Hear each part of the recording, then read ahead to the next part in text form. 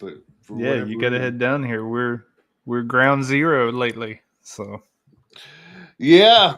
Well, as I said in another update, unfortunately, I have to go back to Canada for a bit, but I'll yeah. mark North Carolina down as a future place, and by that time, maybe people will be knowing this podcast a lot more. But there was so much news this week. Where do you want to start? I mean, Christopher Mellon was on a podcast.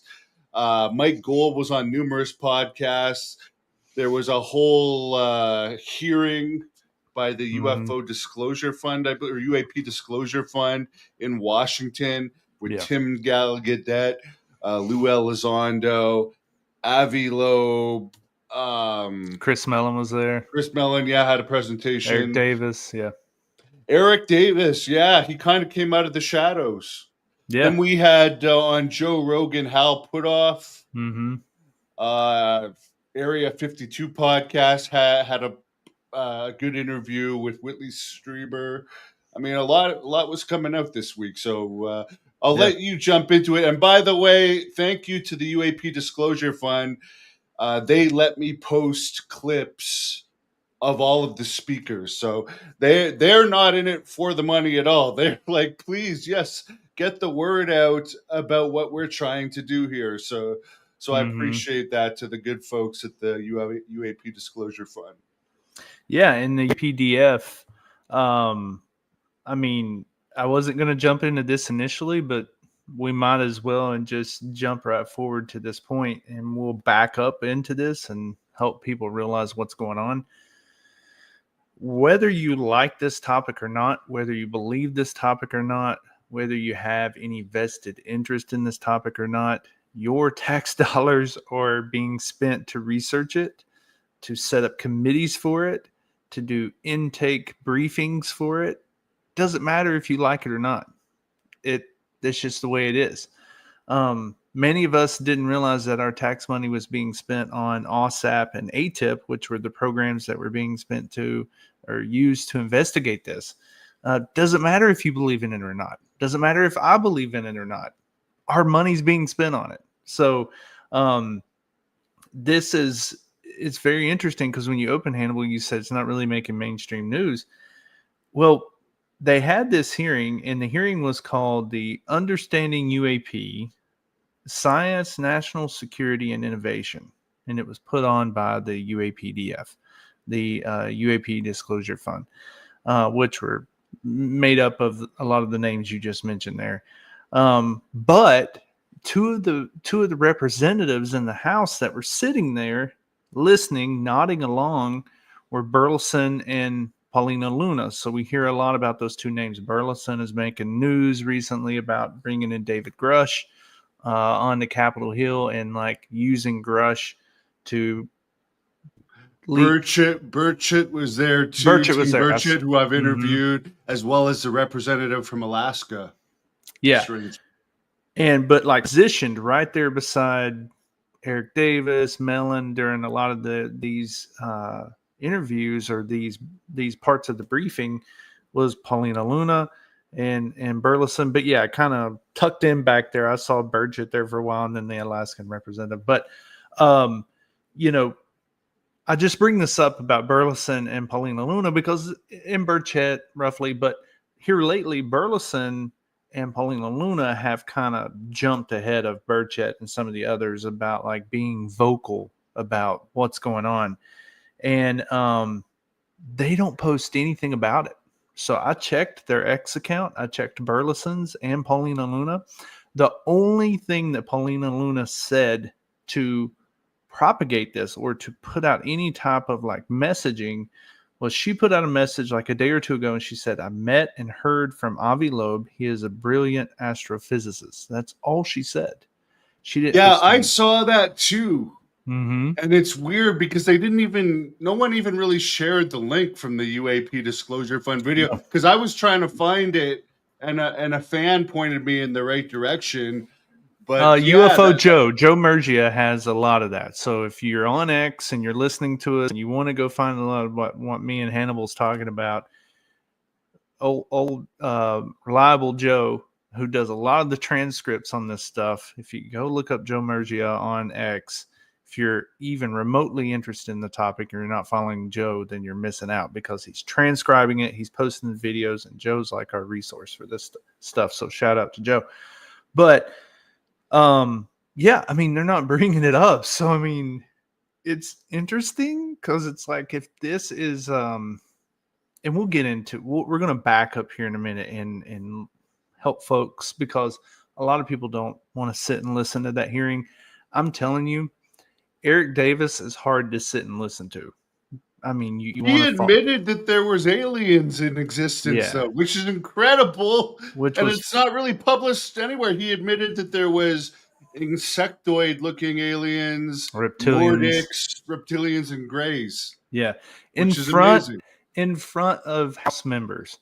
Now, keep in mind that there have been there was like this little hearing, and man, every time I think I'm on top of my research game, I realize I suck at this. There was like a few years ago, many years ago, I want to say it was like 2012 or 2013, there was a panel of congressional members, but I think a lot of them were former, and they put on a big UFO symposium talking thing to them. And you can go watch it. I think if you just look up UFO hearing 2013, 2012, I'm wanting to say it was around then. Richard Dolan spoke at it. Grant Cameron, Greer spoke at it. And I'm wanting to say it was like 2012, 2013. I bring that up because it was like former Congress people. It wasn't like active Congress people that were part of that panel, if I'm not mistaken. Pretty sure I'm right about that because I looked up some of the panel persons that were part of the Congress, that were part of the listening party of panel that were in that hearing. And if you even want to call it a hearing, more like a briefing. And they were all like past representatives. So why am I bringing that up? These are active representatives.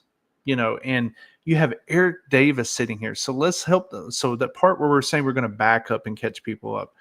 Eric Davis, he said he started out around the mid-90s on UAP, and he was hired by Robert Bigelow. Robert Bigelow was heading NIDS, and NIDS. For people who know what that is, that's the National Institute for Discovery Science. That was set up, and he brought in Eric, and Eric is this astrophysicist, and he brings him in to be the director of aerospace physics and astrophysics for NIDS, and he's part of this program, to do this research, and that's who Eric is. And Eric is, again, he's exhaustive. He's very, if Joe Rogan ever has him on, it's going to be a hard one to listen to. Because if he talks to Eric Davis for 3 hours, I can only take about 20 minutes of Eric Davis. And that's no slight on Eric Davis. It's just, he is such, once you open the door of information, it's a bombardment of information. It's kind of like when you sit and listen to Danny Sheehan. After about 20 minutes of listening to Danny Sheehan, you want to go drink some alcohol or like find some kind of sedative. I mean, it's hard to listen to the guy because there's so much information. But yes, Davis tells them, I mean, he starts by spilling the beans on lots of stuff. He's telling them that 4-star generals had exposed SAPs, the special access programs. He tells them that the U.S. and China and Russia have had occasions where they're retrieving crash landings or even controlled landings. And then he goes all the way by saying that 4 different type of alien races have been identified. And he goes into the Nordics, the Greys, the reptilians, the insectoids. And one key thing, if you watch this, sitting beside him is Avi Loeb. And for those that don't know, Avi Loeb, I believe, is at Harvard Research. Pretty well known. And I've done 2 interviews with him. You have. Great guy and Great guy. legitimate former advisor of the president's scientific council. So I mean, he's a real deal, right? And so he's got Avi Loeb sitting beside him. Eric Davis does. He's got Avi Loeb sitting there, and he's got Admiral Tim Gallaudet, and they're sitting there, and you can tell if you watch when he's talking about SAPs, they're stone faced. Okay, they're just sitting there stoic. They're not really doing anything.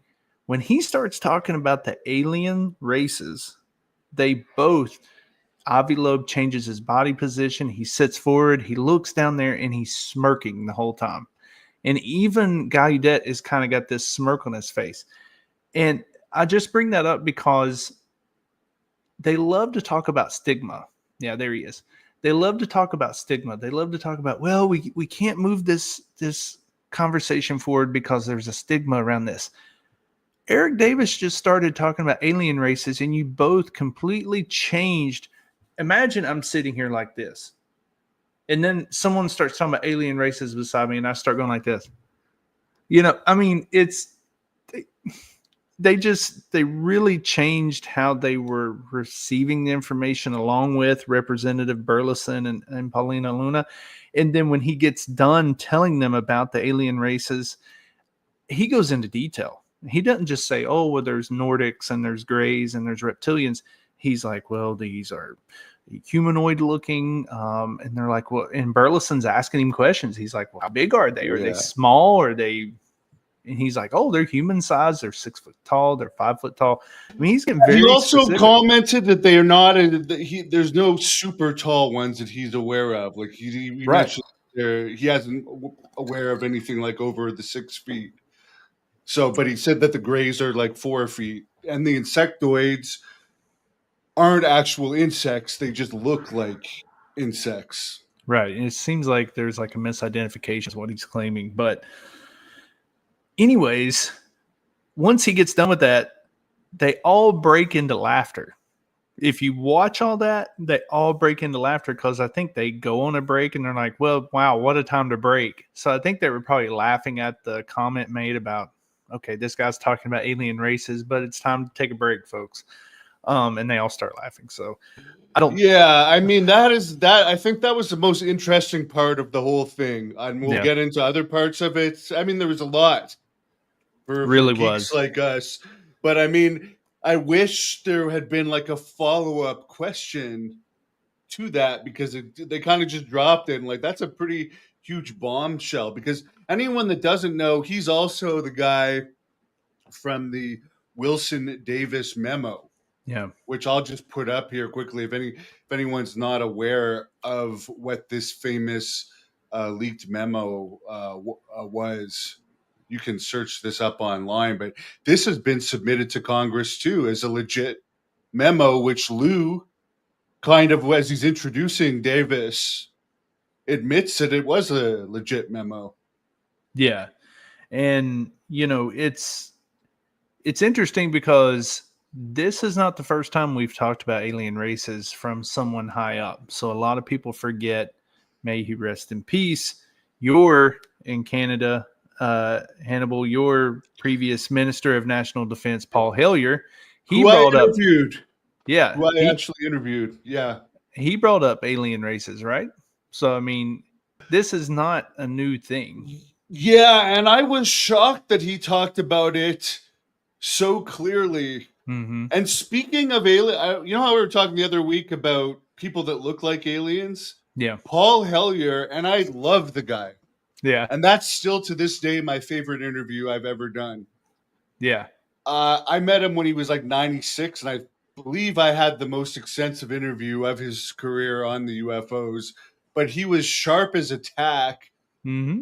But his eyes, like if you look at his eyes, there's something about him that kind of reminds me that could he be an alien somehow, to be that sharp at 96 and to be one of the first, the highest ranking first official to come out on record that said UFOs are as real as airplanes in the sky. And by the way, he was also a pilot. He actually, I believe, separated the Navy and the Air Force in Canada when he was Minister of Defense. That's one of the things he was known for. So this guy knows a thing or two about flying. I mean, I've never made it that level, right? I don't know about anyone else that's made it to Minister of National Defense for a major country. But you're right. He speaks definitively. Like, I mean, he is like, here's who the races are. We have agreements with some of them.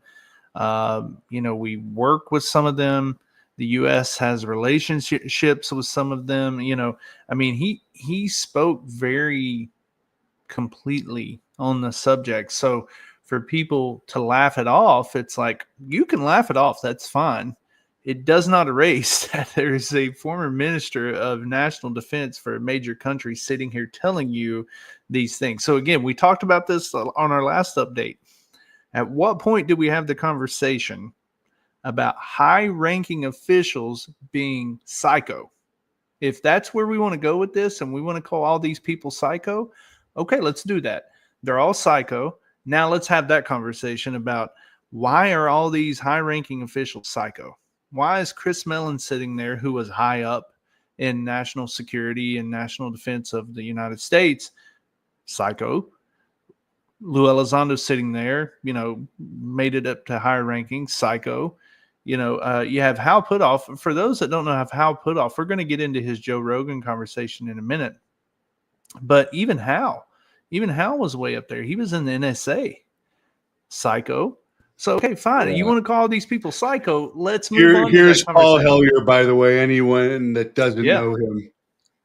And the funny thing about that interview was, I actually worked 3.5 years to get that interview. Mm-hmm. It was hard to get.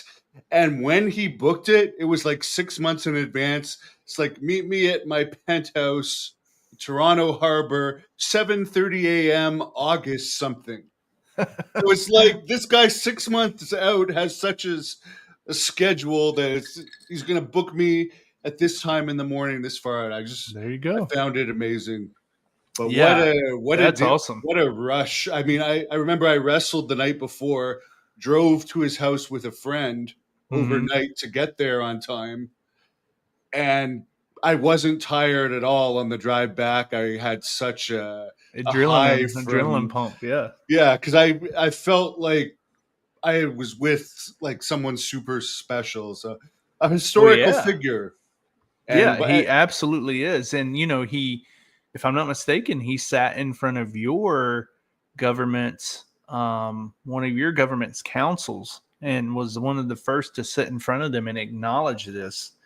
And he got applauded for it. I remember watching the hearing. If people go YouTube Paul Hellyer, I'm sure you can watch where he openly sits in front of, I'm pretty sure it's like, I don't know how your government specifically set up. I don't know the civics in your country very well, but he was sitting in front of Canadian government leadership. Parliament. He went before Parliament, I believe, and said it. And I'll just play. I'll play this clip from this interview for people that may not have seen it. This clip has 1.5 million views, or 1.6 million now. For anyone that hasn't seen this is just worth watching. My nephew and said, give me the general's telephone number and give him a heads up that I'll be calling. Because I thought I should check with him personally and hear his voice and what he had to say. And I had met him, so I knew who it was. And so I phoned him, and before I could even say, hello, how are you? What's the weather like? He said, every word is true and more. Those were his opening words. And he spent 20 minutes telling me the and more within the limit of his oath. I guess it went as far as he could. And he said, and this was the most important thing he said during that period, was that there have been face-to-face meetings between United States officials and visitors from other star systems. So we'll leave it at that. You guys could search up the full interview at the Hannibal TV. But, I mean, he's 96 there. He died less than 2 years later, but it's like, he's just going to say it. He's got nothing to lose. Yeah. Yeah. I mean, you have to give it to him. And, again, it's not just him. It's not just Paul Hellyer. It's now permeating into the American government. We've heard a lot of mention lately of the Israeli government. That's come out. where there are defense Yeah. ministers in Israel who are He's a saying the same thing. head Hayam Mashed. Yeah. I might be mispronouncing it, but he said that there is communication with officials. And I Yeah. mean, this guy actually, I guess, was head of the equivalent of the NASA of Yeah. Israel. Yeah. So, I mean, at what point where is going to be the breaking point where we say, wow, how many more high ranking officials have to come forward and acknowledge something like this? And again, we don't have to get into belief of aliens and UFOs. Fine. Don't worry about that part. We're just talking about high ranking people coming forward and having these type of interactions. And that to me is more astounding than anything else. And, that kind of leads into, we can go into our next subject. I don't know if I have I anything just want to else say touch one on. thing about that. Yeah. Mike Gold, I was not a big fan of his congressional hearing testimony when he testified about a year ago or so. He did great on this. He was a bit long-winded, Mm-hmm. but he showed that Mars Tic Tac. Yeah. I mean, he showed that thing on the moon, that lights, Mm-hmm. and he was basically saying he does not believe it's space dust, like what they're calling the official explanation, and another picture of lights that he said are unidentified. So he was being very open, where he was being more. He didn't really reveal too much in his official congressional hearing testimony, but here he's showing pictures, and he's basically saying they do have more stuff at NASA that has not been released public yet, but there has been stuff like this Mars Tic Tac picture that is a pretty good picture. It is. Just nobody's saying anything about it. Why this is? How can people not care about this? I don't get it. Yeah, it's going to take, if you ask me, just to go off a little bit here, it's going to take like something like the James Webb Telescope. I really feel like it's going to be that platform is going to be what moves the conversation forward, because it's a more high level entry into disclosure. You don't disclose something to people by saying, hey, there is interdimensional beings. They pop into your bedroom at night and they look at you and they may extract things from you sexually. You don't disclose aliens to people like that, because you're going to freak them the hell out. What you do, and if that's true, what you do is you tell them, hey, James Webb Telescope, it just picked up a planet, and it does this all the time, in the Goldilocks zone. It's a planet in the habitable zone from its star. And you know what? There are gases and things coming and emitting off of that planet that can only be produced by living organisms. And another article just got posted about that here within the last week or two. And it's constant. It's every quarter, every month or every quarter, we hear about some new planet popping up that, they've identified what could be life. I think that's probably where we're going to get our entry into alien life. Now, when I say alien life, I'm not talking about Greys, Nordics, reptilians, and things like that. It could lead to that, but I'm just saying, like, it'll be something like small. We'll get the initial disclosure will be James Webb, in my opinion. James Webb Telescope has picked up life. We have confirmed there's life. The definition of life is it's just these organisms that live on that planet. It could be something very, very small. I don't know. Maybe it has oceans and it has ocean life. And they're like, we're picking up, I don't know, crustaceans or something. Like something lives on that planet and it's enough life for us to be able to call it alien. Do we think it's intelligent life? We don't know yet. But that will be our initial opening to alien life. And this reminds me, this is a very short clip from Paul Hellyer that I'll share on what he had to say about NASA, which was very interesting. My correspondents from Hungary keep saying that I'm not telling the truth, and he'll quote NASA. And NASA will be putting out story after story saying they've just discovered a planet which might have sentient life on it. And in the Toronto Star, I think it was, had life could be found in 10 years. This is deliberate disinformation, because NASA knows darn well that these things are real and that they've seen them and recorded them, and they've played cover up ever since. And these stories are put out to fool people like my correspondent. And I finally just say, look, you either have to believe the liars or believe me. So I mean that is kind of funny. Hey, we found a little bit of life on this far off planet. Meanwhile, we're being visited here. Yeah. And that's why I don't think we're going to find out in this way that Eric Davis is telling a congressperson, sitting there telling them, and they're nodding along and listening. Hey, there's 4 different types of alien species that have been identified, and here's their height, weight, measurements, their hobbies.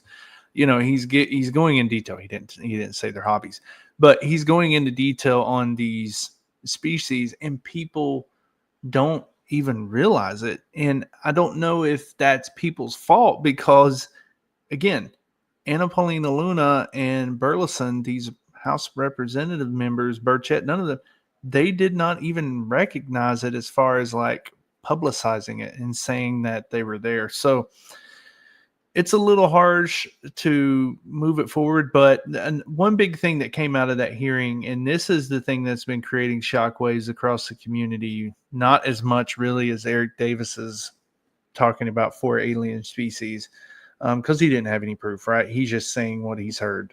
To me, when I listen to him, he's just talking about what he's been told, right? He didn't say he met one, right? No, but Yeah. if you look at his background, I mean, why would he lie about that? So I would have Absolutely. to take him for his word. I agree with you. I'm just saying he didn't say, yeah, I met one of Yeah. the reptilians, but the big thing that came out of this is poor Lou, man. Lou is back on. Oh yeah, they really don't like him, do they? And Oh and my he, gosh. yeah, God bless. I don't know if you have the picture available of what he showed. I know you posted a short video on it of the video that he showed from a pilot. Yes, there. Yeah, I mean, before I found out about all this, he did show this picture, and I mean, I'm leaving it up because his point is still valid. That Yeah. there are things that are unusual, and whether they're fake or not, like people are seeing this stuff. So he's just saying investigate it so we can get answers like this. And by the way, Lou apologized for the misunderstanding, but he did say the photo had not yet been vetted, and people are missing the point. And it seems like Yeah. the what is it, the Black Vault guy really has it out for Lou. He used to he appeared on his channel, but now he Yeah, like seems John to go Greenwald. after. Yeah, now he like goes after him, and it's like, Well, so here's the thing is I can see both sides. I kind of see what Lou's talking about. Lou is trying to say, look, I showed this photo not as a context of like, hey, here is a UFO, an alien ship. He's claiming that he showed it in the context of saying that this was photographed by an airline pilot, and he's sharing it under the context of pilots don't have a formal means of reporting UAP. That's what he's saying. He released the picture under that context. He's saying y'all are getting hung up on the photo and whether it's real or not. That's not where I'm trying to go with this. I'm trying to go with it to say pilots don't have a formal reporting process of how to report UAP. Everyone's hung up on this, though, because it's so obvious that is irrigation circles. And for those that don't know what that is, all you have to do is just go on Google Earth or go on Google Maps and go into Earth mode or whatever, where you can see satellite imagery, go into satellite mode and go out west, go out in New Mexico and go look around Roswell. Just go look up Roswell, go look up Albuquerque and zoom out, and you're going to see these little circles all over the Earth's surface everywhere out there. It's irrigation circles out there. And what this was there was a dark irrigation circle beside a light irrigation circle. So what that picture looks like is it looks like the UFO is casting a shadow. And actually it's two of those irrigation circles side by side. And they've even found it on the map. Yeah, they've even found that area on a map. Somebody's found the exact location. You can kind of see a little street coming in there. You see the road coming up. So someone was able to find out where that was on the map and show him that still exists today on satellite imagery, those two irrigation circles. So the reason why he's getting beef for this is he also shared a photo as a UFO a while back, and it was nothing but the glare of a lampshade. And he's kind of admitted a mistake to that too. So see what I'm saying? I can kind of see both sides. He's saying, look, you're taking me out of context. We're talking about the context of pilots not having a formal process, like the Ryan Graves thing. Ryan Graves is talking about this, safe aviation type work where he's trying to give pilots a way to report things. He's like, that was my context. My context was not, hey, look at this UFO ship. But everybody's saying, yeah, but you were in front of Congress. You should have really just not showed it at all, because all you're showing here are irrigation circles. You're not showing craft.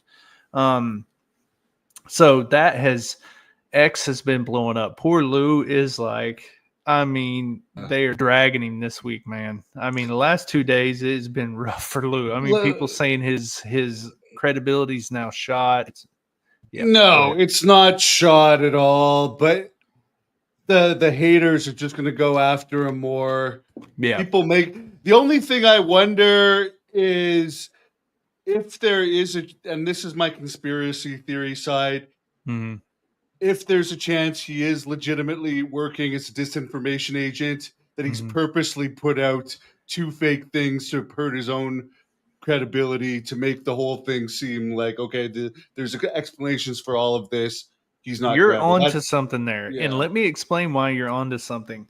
That has been proposed recently, that a good way to shut this up is to put out, okay, so like with Jake at Skywatcher, Jake Barber, he's the one that did the egg retrieval video with Ross Coulthart in January. He recently came out with some videos of just some lights in the sky where he was trying to insinuate it's anomalous. And I've seen this theory floated out there. It's like, he's also someone who was doing redirect type work, intelligent works for the government. Remember, Jake Barber said that he went to Stephen Greer's National Press Club event where Michael Herrera came out, DC Long came out. He went to that event to intercept Michael Herrera, to intercept him and redirect him. So he has ran operations to redirect people who are getting ready to spill the beans about special access programs and things like that. So some people are wondering what you just said, Hannibal, is that the same thing as what's going on there? Is that they're intentionally putting out bullshit to get us to fight, get fed up inside the community. So what we do is we fight about it. They put it out. It's horse shit. And we all go, wow, look at this. It's this crap. We get mad at each other, and then we just disengage, and then we just leave the topic alone. If that is the mission of like Lou and the Jake Barber types, is just to go in there, set a grenade, and then just pull out of the cave and let it blow up, then it's working great. Because Jake puts out his video of like little lights that could be anything. It could be anything. It could have been a distant lamp or a distant street light. It could have been airliners coming in and they were lined up. Here in Charlotte, when they come into the major airport, you will see 5, 6, 7 lights lined up in the sky as they get ready to come in and land. And he was showing lights in a linear fashion. Those could have been flares. They could have been airliners landing. It could have been anything. And all he did was just show lights in the sky. And then you see Lou posting this, and it does make you wonder that I'm not saying I believe that, but you have to at least like give a small percentage of possibility that they're doing that. I mean, I would have to think that that is a possibility because he already had the one screw up. Why wouldn't you check a little harder before this one? I don't know. He's a really smart guy. Yeah, And that's I what like everybody's him. saying. Yeah. I wish I could get an interview with him sometime. I hope I do. I'm not giving up on it. But he's a hard guy to get in contact with. But I like him. I don't go after him or anything. But I do suspect. I mean, I truly suspect that in some ways. Yeah, and I mean, and it's a possibility. And he's kind of getting what you just said, and I'll let you go after him, and then I'll be the bad guy. How about we do that? We'll do good cop, bad cop. You be the good cop, and I'll be the bad cop on this for Lou. There's a very well-known person in the UFO community. She's the UFO rabbit hole lady. I can't think of her name, but she does a really good podcast. If you just look up UFO rabbit hole on like YouTube, I'm sure it'll take you to her stuff. But she asked that question kind of the same way you just did. Is someone had made a statement of, well, we're on to the next one. Oh, well, this one was debunked. On to the next photo. And her name's Kelly Chase, maybe that's her name. She goes under that UFO rabbit hole name. And she said, yeah, you're saying, okay, this one was debunked, on to the next one. But can we pause for a second and like ask why? Why are we continuing to, why are we not vetting this stuff? Why are we putting out crap? Like what you just said, Hannibal. Why are we, he already did one where he messed up and put out a lampshade as a UFO. Why did he not do his due diligence and check this photo first before he went in front of congressional members and showed them another BS photo? It's like, why? And she asked that, and Lou blocked her. Lou blocked her on X. And everyone also got really mad at Lou for that because they're like, she's being polite to you. She's asking, she wasn't mean to him. She wasn't like on there like, hey, you dumbass. There you go. Why did you put out another dumbass photo, dumbass? She wasn't being like that to him. She was very respectful. She's just like, I don't want to move on to the next BS photo. I want to like talk about this one for a second. Like, why does this keep happening? And she got blocked. And I think Lou tried to claim his account was hacked, and he didn't block her, and he unblocked her. So it's been a mess, this whole thing. Maybe people that's like to why go after him for sure. Yeah. But did you ever see his interview with Engaging the Phenomenon that they did let me post a few clips on here of that? Lou does have a temper, and he gets flustered. And when he gets flustered, I mean, there's some clips in that Engaging the Phenomenon podcast so with Lou when he's talking about Greer actually too. He just gets completely flustered, and he at one point he said, "You stumped me" or something. Yeah. Here's my problem with Lou, and here's my only critique, and this is just my critique. Everyone's different. If you've seen one Lou interview, you've seen them all. It's hard for me to watch them all. Because Lou, when he came out with Imminent, his book, he did his podcast tour, right? And he went on Joe Rogan, and then he started doing all the podcasts. And I swear to God, and I mean, it's nothing against him. He's probably in the routine of doing podcasts. He can't help but tell some of the same stories, right? He's human. He can't help but say some of the same stuff because he's being put into the same forum on a podcast. His opening, the body of his content and his clothes, it's the exact same thing in every podcast, almost sometimes down to the word. So it's really hard for me to like watch every Lou interview. I did not watch the Engaging Phenomenon one. I'm sorry. It's just because I watched the whole Joe one, and then I started watching one of the, like when he was on with Jesse Michaels, and I started watching another one where he's on with I've seen them all. I can probably tell you I've seen them all. But did you not pick up on some of the repetition where he... Oh yeah. But the one thing I will mention about the Jesse Michaels is at the end of that one, he does say that there was an imminent event coming, and then he later took that back. But I'll just play a clip from this because I'm friends with the Engage in the Phenomenon guy, who I think you would do a great interview with. But just where he gets really flustered on certain questions, which if you haven't seen this is kind of funny. There we go. It drives me nuts because that's you're no longer leading a conversation. You're a cult.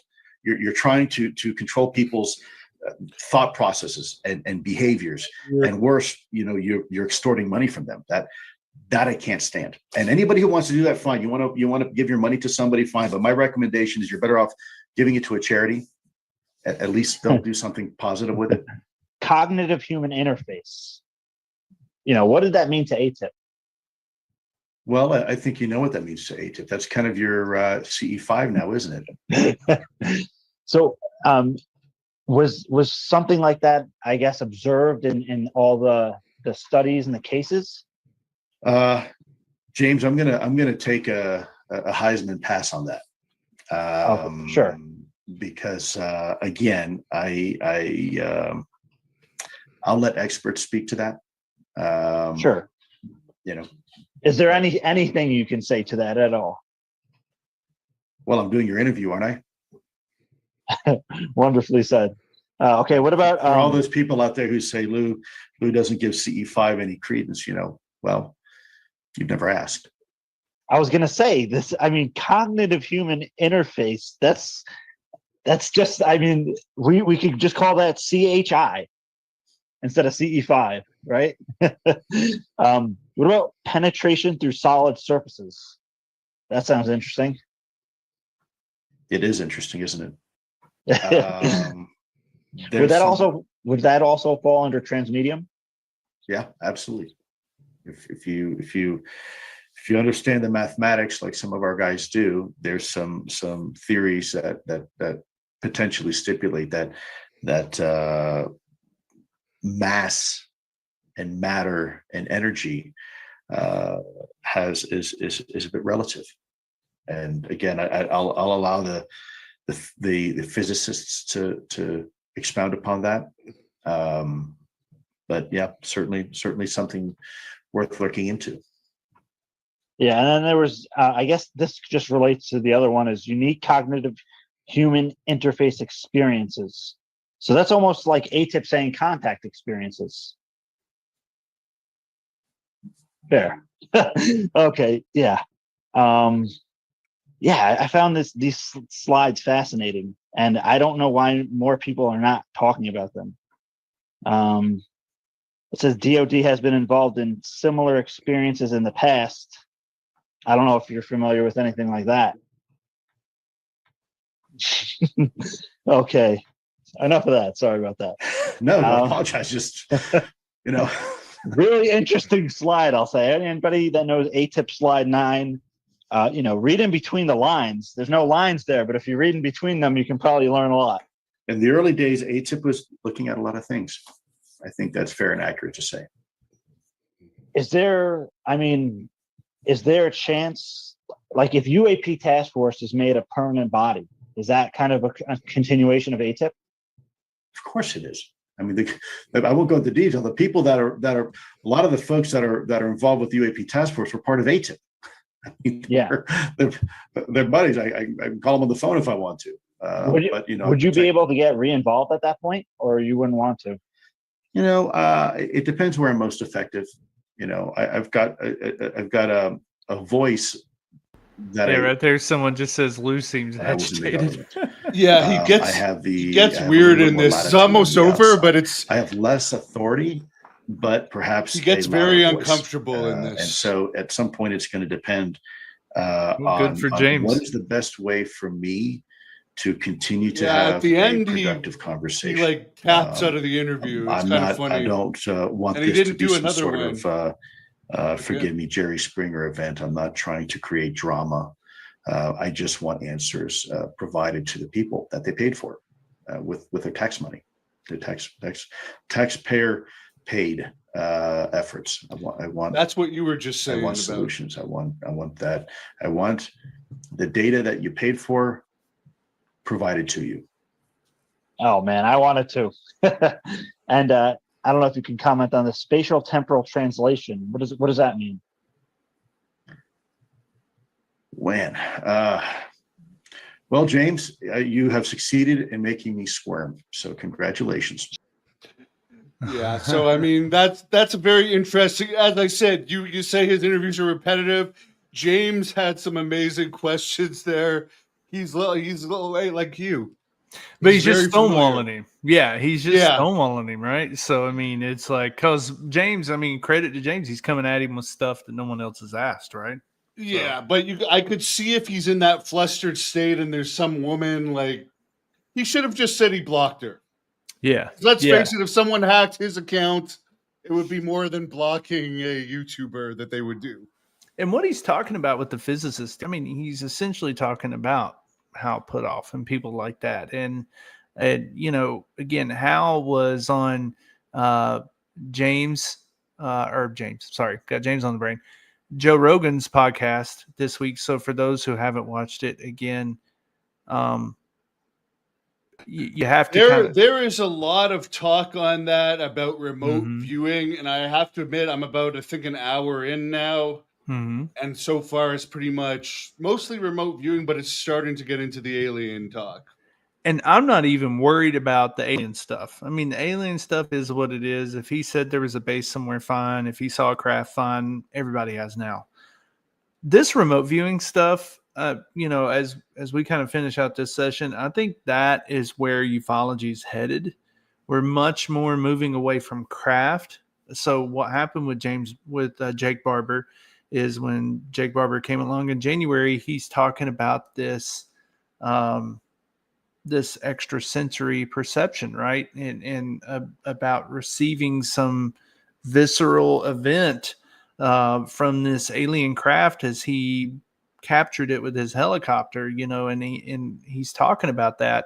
And now he's talking about psionics, and he's introducing the community to that. And it's kind of coming full circle, right? And for those that don't know about Hal Puthoff, again, this guy was he says it in Joe Rogan's podcast. He was part of the NSA, and he was a naval intelligence officer, and he had a master's and PhD in his work and high level security clearances. Worked for Robert Bigelow as well.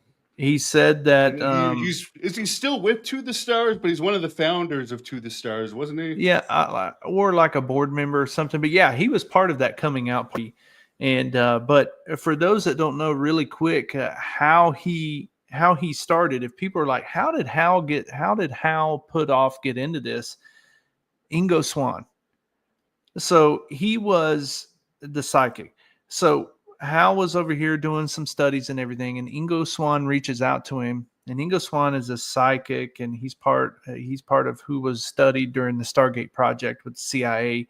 That's on CIA.gov's website. That's not hearsay. And Ingo Swann reaches out to him and says, hey, why don't you come study me? I just had a recent paper come out about where I was studied, and I was able to change temperature settings or change temperatures on these devices using ESP.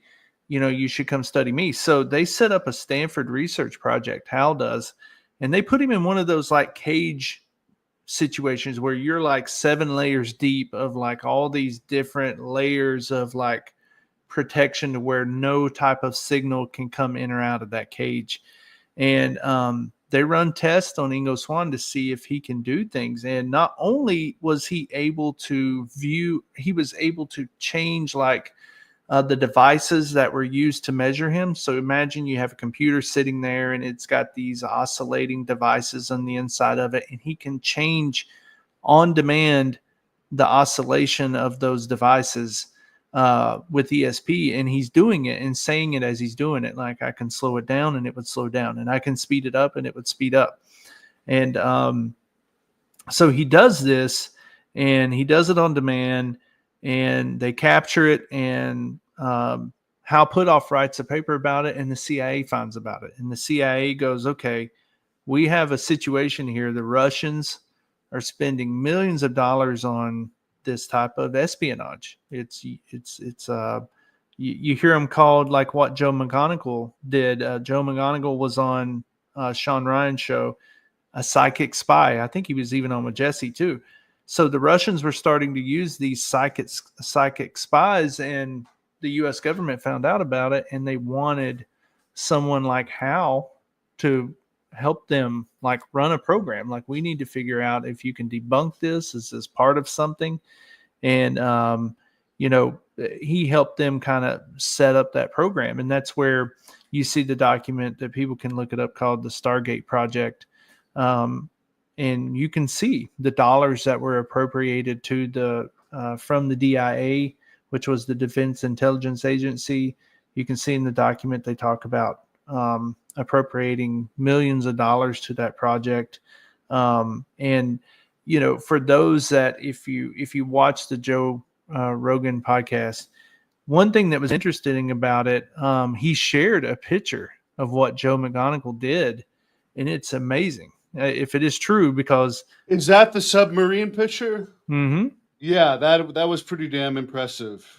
Yeah, he pretty much, and for those that don't know, again, Joe McGonigal, you can go look up where he talked to Sean Ryan, and I think he even did a Jesse Michaels one. But these were people that once Hal met with the CIA and they found out about it, they said, well, we need to get some of our own people, in on this program. And they started recruiting from the Army. And that's where Joe came in. And they set up trainings and protocol for being able to do this remote viewing. And Joe drew a picture of a very large submarine. And they had to report this to the NSC, the National Security Council. Hal had to report this up, and they said, oh, this is BS. This thing doesn't exist. He drew this Soviet submarine that was the biggest submarine in existence with the missile silos on top, and he drew it. And they even showed the photo of where he drew it. And eventually, later on, it did come out that it was debuted by the Soviets, that that submarine was actually rolled out and put into production. And these type of things led to Joe being awarded all these things for helping out in the intelligence community. Yeah, over 70 or something, over 70 things. Yeah. This is the submarine. This is the picture that he drew before this submarine was discovered. So the one there on the top left, Yeah. the one on the bottom left is probably more, that's not what would come out of a. So if people think remote viewing is not going to be what's on the bottom left there. That's the actual diagram of like that type of submarine. The top left, that is what comes out of a remote viewing. Remote viewing is it's again, Hal Puthoff says it's more visceral, meaning it's more your feelings of what you feel, what you see. You're not supposed to sit down and actually give it a structure. You're not supposed to say, well, I'm drawing out a submarine because I see it. You're not supposed to do that. You're just supposed to kind of give it form and figure. And then after the fact, you try to look at that. And if these things are true, that's pretty amazing, right? He also predicted that there was a ring around Jupiter that no one believed, and then there happened to be one. Now, I didn't see this part of the Hal Puthoff interview, but what did he say about a UFO base in Australia? Yeah, I didn't either. I've not. That's one where I was just made aware of the Joe Rogan interview with Hal Puthoff like a day or two ago, and it's been a busy week for me. So I've been more focused. There's a lot to get through. There was this weaponized whistleblower out too, which was watch that. A lot of fluff in it, but yeah. And next week, like they delay. I don't like people that like. At least we're getting to the points of things. Yeah, we're not like building up, but you don't actually give the payoff. You just give a little bit of a payoff, and hey, by the way, you got to tune back in next week. But the big thing he talked about was it appeared the most relevant thing. This guy used to work for the Pentagon. The whistleblower that was on with he George was Knapp. The author of the Immaculate Constellation Report. Okay, there we go. Well, they talked a small bit about that, but the big thing that was interesting to me was that I guess the U.S. was spying on Russian vessels Yeah. and it appeared that there was a setup meeting between Russian vessels, 3 of them, and a black triangle super large UFO that appeared in the air over these vessels. And it appeared like this was some sort of communication going on there before it disappeared back into thin air. And I guess the U.S. has proof of this, that this actually occurred. I'd like to see the video of this. So it was either a very high tech Russian black triangle UFO, or there was some sort of meeting, which Paul Hellyer said there's been meetings with governments and UFOs. Same with the Israeli general. So maybe that's what happened. Maybe there was a meeting between Russians and aliens. Yeah, and see, that's my problem in a lot of this stuff is David Grush and this new whistleblower that was on with George and Jeremy this week. They kind of got both of them to admit that they had some interest in UFOs. And that's my problem. I want you to come from a place where I almost just want you to just lie to me. Just tell me that you had no interest in UFOs and it was not part of your lexicon. You didn't talk about UFOs. You don't know any of the terminologies. If someone looks at you and says, "Do you know what UAP stands for or what the UAPDF is?" and you go, "What the hell are you talking about?" Perfect. Because if you're coming to us with this information, then you're coming from a place where it's nothing emotional for you or that you don't have any vested interest in. And they ask him, they kind of dig into that, Jeremy and George, which I'm surprised. So that makes me almost feel like George and Jeremy don't have an agenda here, because they kind of asked him, they're like, "Were you ever interested about UFOs?" And he's like, "Yeah, I've always kind of been interested in UFOs." And I'm like, "Oh, you just said the thing that you're not supposed to say if you're coming out whistleblowing, because they're going to use that against you, right?" Oh, The well, other this guy's, they yeah. also said that he could be subject to execution for breaking his disclosure, whatever he signed, whatever oath he made. And it's just weird to me that he'd be coming out even though he's subject to execution. And if it's that big, why do they drag it out into 2 parts? Yeah. Because if he's breaking the law, wouldn't the government be able to have that one taken down immediately? Yeah, and I mean that is the question, is why. So if these people are coming out, and let's say this is some coordinated effort, they're doing a really good job at messing with us, because they're coming out at risk to themselves. But if it's agreed upon that the government knows that David Grush and these whistleblowers are going to come out and they're like, "Look, this is part of this campaign, this psyop that we're doing, so it's fine. And when you come out, you have to talk bad about us," right? So if I'm going to come out against Hannibal and Hannibal knows that I'm coming out against him, I got to say something bad about you too, so that people think that I got a problem with you. And, like when Grush came out and he said, "Oh, yeah, there's been reprisals and people have been hurt and people have been killed." Maybe that's part of what he's being told to say. Like, "Look, you got to say some bad shit about us to throw people off to where they'll go, oh, well, he's a disinfo guy. He's running a psyop." Well, no, he just said people have been killed over this. So why would he say that? Why would he put his life in jeopardy? There you go. I mean, you asked the question. I think that's what it is. I think that there is some coordination here. I just don't know at what level. I think the government knows exactly that these people are coming forward. And I don't think our government is dumb enough to just be caught off guard by any David Grush. Because he goes into this, right? The whistleblower said that this week. He said that David Grush, you get in trouble for talking about him. I didn't know if you watched through the whole interview. But I did watch the entire interview of that. Yeah. Yeah, he said, and they would be well aware that this would happen. With today's technology, you could monitor cell phones very easily. Like, they could have stopped that interview from taking place. You do not have that TSSCI, whatever that top secret security clearance, or whatever it all stands for, top secret clearances.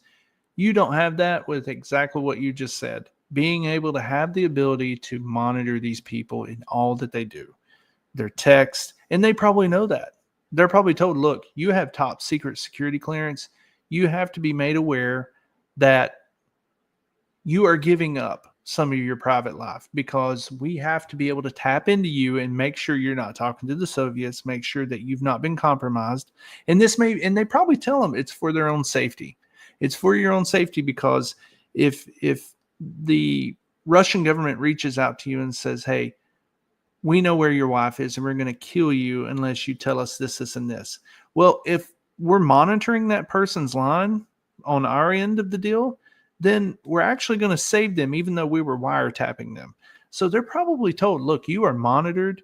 Your texts are monitored. Your emails are monitored. Just be aware. We don't care that you're sitting here talking about X, Y, and Z or something porn related or what else. Fine. That's your personal life. We're not going to expose you for that. But the minute you say something about something that's part of that top secret security clearance, we're coming after you. I believe that. I don't think that these people just get to walk out of the Pentagon and start talking. I'm sorry. You'll never get me to believe that. So people like David Grush and this whistleblower with Jeremy and George this week, they can say all day long that they have this noble thing or this noble goal that they have that they want to reach of, being transparent and shedding light on this. That's one thing. We can talk about psionics and all that other stuff, and I'll be open-minded. I am not open-minded to people saying, yes, I strolled out of the Pentagon, and now I'm taking on a multi-trillion-dollar behemoth that they can't even account for the trillions that they spend, according to Donald Rumsfeld. You're talking about a massive, probably one of the most massive, most dangerous enterprises in this world is our Department of Defense and the Pentagon. No, you're not going to convince me that this little guy just walked out of there and you're just going to take them on and you're going to say, look, they're killing people and I'm happy to take them on. No, this is kind of a soft disclosure, I believe. I mean, they could easily stop this, as you said. Yeah. There's no way he's coming out on his own volition. And that's why I just, there's some coordination going on there. Maybe it'll be exposed in its own due time. If this thread is all part of the same thing, like we just talked about earlier with Jake Barber releasing some stuff that's not really very credible looking. Lou Elizondo releasing the lampshade and now releasing irrigation circles as UFOs. Maybe this is all part of this coordinated effort. Now you have whistleblowers coming out, and maybe these guys are just blowing this thing up from the inside, and we're supposed to be along for the ride. And that could be part of what's going on here. I don't know, but all I know is if you want to back out of all that drama, the only thing that I would say look out for disclosure, don't worry about anything these people are doing. Don't worry about anything that Jeremy Corbell's doing or Lou Elizondo's doing or Stephen Greer's doing or Hal Puthoff. Don't worry about any of that. Watch what happens with the James Webb Telescope. I'm telling you, that's going to be where we're going to get our information. That's going to be the start of it. When we see a post that says JWST, James Webb Space Telescope, has identified alien life on this planet, that's the start. Now, how the rest of these people fall in line after that, I don't know. How these camps start falling in line and coalescing around that message of, okay, alien life has been found. It's now scientifically proven. There is no wiggling out of it. It's there. There's lights on this planet. Let's say, for example, there's lights. We found it and we can show pictures of it. When that news comes out, now it's going to be about how do these other pieces start fitting together. The rest of this is just kind of us UFO people. We like following these people and just keeping up with the drama, right? For sure. And one thing I will mention, speaking of disclosure, when you talk about Hal Puthoff, he did say in the Joe Rogan interview that this Age of Disclosure movie that hasn't been, to my knowledge, there's no way of the public seeing it yet, but it has been screened. Hal says that there's like 35 government officials similar to him, all pretty much coming out in this. And he says that he feels when that movie is released, it will be disclosure. Did you see that part where he was talking about that? Yeah, and I think the main part of why that's not been released is, according to James Fox, they're trying to find a distributor. Yeah. So I guess it'll come out whenever they can get to that. But yeah, this will be a Featuring big deal. 34 senior government insiders, 80 Yeah, year so cover-up. we'll have to figure out how many of those There's are the ones. there's your man now. Eric Davis, yeah. There and if I forget him, but he's Jim man, Simivan. all these names. Jim Simivan and the other guy, he just left the UAPDF. Oh my gosh, I'm forgetting his name too. The one you just showed. There's Anyway, Clapper. That it's going to be something to watch, though, for sure. I mean, Hal definitely sold me on it when he was talking about that with Joe Rogan. So I hope it is released. And that's everybody's question is, why don't they call those CIA assets or someone over the CIA? And I'll shut up after this. Why don't they call those people into a congressional hearing and just say, hey, CIA director, answer this question. Do we have a remote viewing program? And then just see what they say. No one will ask them this stuff. Hal just laid it out about how the CIA paid for all this. We just showed the document of Project Stargate. This is real stuff. That's off the CIA.gov website. So, okay, let's start with that question. Set up a hearing with the CIA director. Was there ever a remote viewing program? And just start with that question. Make them admit it, because there's documentation. And then roll forward. When did it end? Is it still ongoing? And let's just go from there. If they say it is, what are you doing with it? What is it producing? How much money is spent to that a year? How much is allocated? How much is appropriated from the budget? In that DIA documentation for Stargate, they talk about the specific allocation from the DIA to approve the program for Project Stargate. So, I mean, again, set these people down and ask some real questions. They won't do it. They won't sit them down and talk about it. Why won't they talk about it? There must be a there. They can't. They are being told, they're being briefed behind the scenes. We have heard this from Tim Burchett and others. Representative Mace has talked about this, where they have been told, don't talk to this person, or in the hearing. And one interesting thing that was actually brought up in that hearing on the panel discussion, speaking of this, because I've heard Burchett talk about it as well, that they'll bring them now into skiffs and tell them information that they already know, just so they can't talk about it. It's called retro classifying stuff. So that's why Tim is trying to, in some cases, not even go into the skiffs, because it's like, well, you already know this, you can talk about it now, but once we tell you about it again and you sign, you can't say anything in here. You're now banned from talking about it. Yeah, it's a weird game what's going on. And all I know is that these parties that are involved are, when talking about Congress, they're getting very crafty about the things they're doing, and some of them are starting to escalate the issue, and some of them are starting to step back. So you're seeing Tim Burchett kind of step back a little bit. Who else used to lead on this? The one thing about Rubio. Tim was we haven't seen Rubio, but if you look at Tim's body language too in the panel, he made the one joke during Avi Loeb's, but he was making himself look really tired through most of it, and I'm sure he's busy, and he is, and then he just disappears. He disappears, and that's what so much of the hearing, if you watch it, they're moving, they're going back and forth, they're not really paying attention. The only ones that really sit there intently and listen are Burleson. Luna's missing during some of it. Burchett is missing during some of it. They're tuning out during most of it. Body language means a lot. If I'm sitting there presenting to you and you're in front of me and you're presenting and I'm just like doing like this the whole time, I'm telling you, body language means a lot. They were tuned out during a lot of it. Now, some of it where Rep Luna was sitting, there's some funny memes going around where Representative Luna was sitting beside of Eric Davis and she's like locked in on him.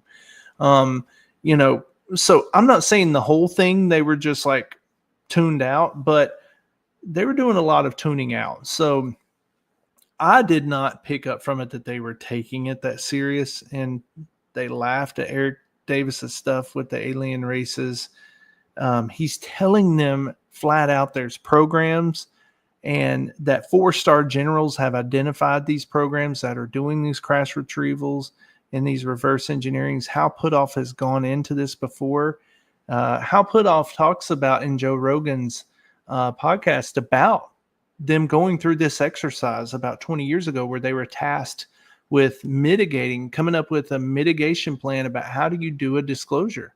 If we were to come out and tell people that, yes, there are aliens and we have crash retrievals, we need to go through every category, the economy, religion, social sciences and interactions and things like that, and go through it all. And we need to score it on a scale of -9 through +9. And we need to score the impact, negative and positive. And Hal said that everyone in that room scored every category negative on how this news breaking would impact our society. And they decided that it would be a no-go. And again, this is the kind of stuff we're talking about. Is like, if that's what's going on behind the scenes, then what are we even doing here? Because if there's these gatekeepers, like what everybody keeps talking about, they're not going to let the subject move forward because it's too detrimental. I mean, as you can see, Donald Trump can say a couple words and the Dow drops 1,000 points. So you can imagine the fluctuations that would be at play if you told people the truth about some of this earth-shattering information, right? And by the way, just quickly, here's the list of the cast of that Age of Disclosure. So some names there that we all know, and maybe combined, it will actually add up to something. So I'm real excited about seeing that. One interesting thing, David Grush has been missing to wrap this up here, and I just searched it up on AI. Perhaps his lawsuit was settled in October 2024. This is just speculation because there's been no further information on it since October 2024. And who knows? That's just a possibility, because often when settlements occur that are undisclosed, the person has to sign something to not further talk. So who knows where he's been, but he's been awful quiet lately. Yeah. And, we've seen this before, right? Lou went MIA too for like a year or two. And what was he doing? He was in his DOPSR process of going through the Pentagon to get approvals to write his book. And he just went quiet, right? He went silent and we didn't hear from him. It was like, where's Lou? Lou pops up in 2017, and for 2 years straight, he's on everything. And then all of a sudden he goes MIA for a couple of years. Well, he was going through the DOPSR process of being able to get approved what he wants to say in his book, and he was writing his book. Okay. So I kind of wondered the same thing. Either he's going through, I heard about this legal event. Maybe he's going through a back and forth and they told him to lay low. But, it could have been for what's going on right now too, where they told him, look, we're going to position you inside of, working on a congressional staff and helping them behind the scenes, but we need you to lay low so that you can work more inside of that staff without all the noise of doing podcasts. And he was supposed to write a piece in one of the well-known newspapers like NY Times or something. He was supposed to do something that would get some major airplay and put this article out, this op-ed, and I don't think he ever did that. So it's probably all tied into that. But again, I think people need to zoom out sometimes and figure out, why is this all being done? Why is this message being put out the way that it is? And just to answer this fan question, my only alien contact has been through dreams. So no, I've not seen any aliens personally. Have you? Yeah, no. I mean, that would be. I've seen the ones that sleep paralysis aliens, right? So if I hear some of these people's stories, their abduction stories, and I'm like, they're calling that an alien? Like, holy shit! If that was an alien, then yeah, I've seen a lot of them, because I have the little sleep paralysis demon / alien thing that shows up, and if that's, I'm listening to John Blitch's story that he came out with Ross Coulthard right after Jake Barber, and I'm like, what he's explaining probably happens to a lot of people, where you can either have some very interpretive dreams. There was articles on that recently where people who act out their dreams, like if you get up and you're actually like, oh, well, I'm trying to get my cat out of a tree, and you're up reenacting that in your dream, but you're still in a sleep state, but you're standing up in your bed and you're trying to lower your cat out of a tree, that could be a sign of Alzheimer's.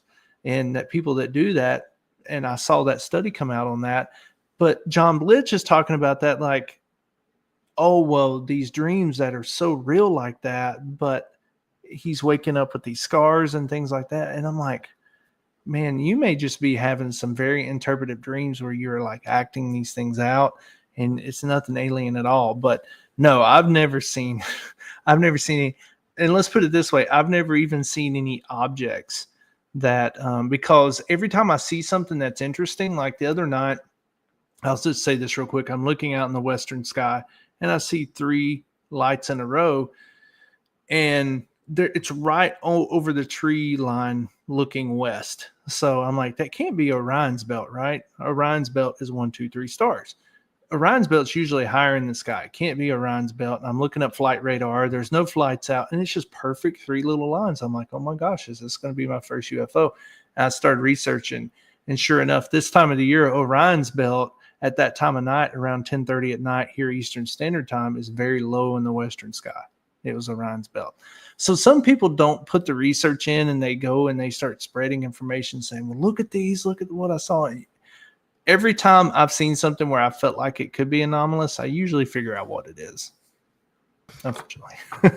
Makes sense. And is there anything else coming up next week? We had a big week this week, lots of releases, the panel, which apparently Lou says they're going to try and do another panel like that next year. Mm-hmm. We hear that there's going to be another. Anna Paulina Luna did say on that panel that there is going to be another hearing soon. She did not say the names, but some pretty big names, she said. So that's exciting, I guess. Yeah, and you have to understand, she is fulfilling a void, right? So Anna Paulina Luna has stepped into a role where she's supposed to be doing this. She's supposed to be the transparency czar, right? So she has to produce things, right? So she had to do that hearing this week.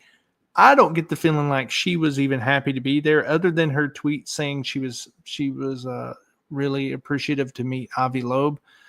She didn't post anything about that hearing. She didn't communicate it out to anybody. She's not posted any videos, any tweets, any retweets.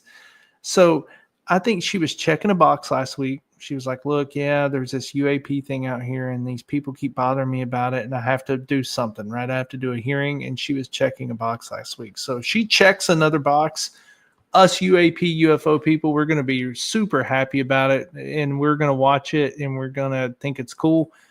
Will it even get any national news? It will not, because you'll have people like Eric Davis talking about reptilians, and no one's going to put that on Fox News or CNN.